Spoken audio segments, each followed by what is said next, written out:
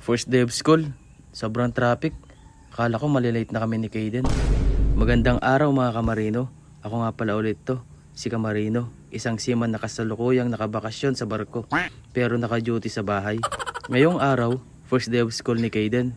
At gaya ng inaasahan, ako ang chef, driver at bodyguard ng anak ko.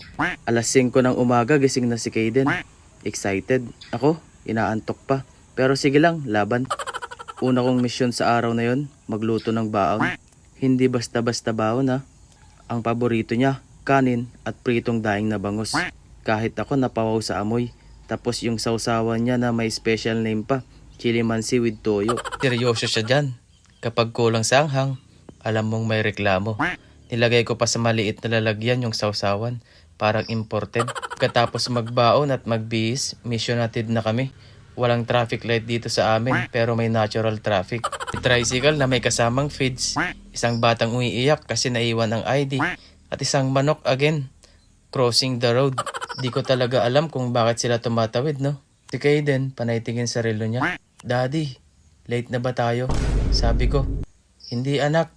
Seaman ang tatay mo kaya may time management ako kahit sa kalsada. Pagdating namin sa school, eksaktong tumunog ang bell. Sakto, hindi kami late. Parang nakapasa ako sa marine exam. Pag uwi ko sa bahay, tahimik. Si Mrs. nasa trabaho. Si Kaden nasa school. Ako, mag-isa at gutom. Pagbukas ko ng ref, nandun yung 3 pirasong talong na iniyaw ko kahapon. At ang natirang dinakdakan. Ang ginawa ko, niluto ko yung talong. Ginawa kong tortang talong. Kasi nagkikrave ako sa tortang talong. Ang resulta, yung torta, parang naging ensalada. Pero yung dinakdakan, still fighting. Kaya kumain ako mag-isa. Pero habang ngumunguya ako, napaisip ako. Naalala ko tuloy, yung unang araw ko rin sa eskwela noon. Yung bagong medyas, matigas pa. Yung notebook, may pangalan ko, nasulat ni nanay. Yung kaba, akala mo board exam. Kaya kayo mga kamarino, tanong ko lang, anong pinaka naalala nyo nung unang araw nyo sa school? Yung lunchbox ba ninyo na may hotdog at itlog? O yung naihi kayo sa classroom? Huwag na kayong magkaila. O baka yung first crush nyong seatmate? Comment nyo naman sa baba, kwentuhan tayo. Dahil kahit anong layo ng narating natin, ang alaala ng unang araw sa eskwela, di mo talaga makakalimutan. At ako, si Kamarino, dati lumulutang sa gitna ng dagat.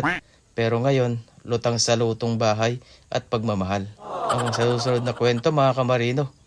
Iidlip muna ako kasi napuyat ako kanina sa paggatid at pagluto ng pagkain ni Kaden. At syempre, mamaya pananghalian magluluto na naman ako. Pagkatapos ton, magsusundo. Baka mamaya mapagalitan pa ni Mrs. So see you in the next video mga Kamarino. Bye bye!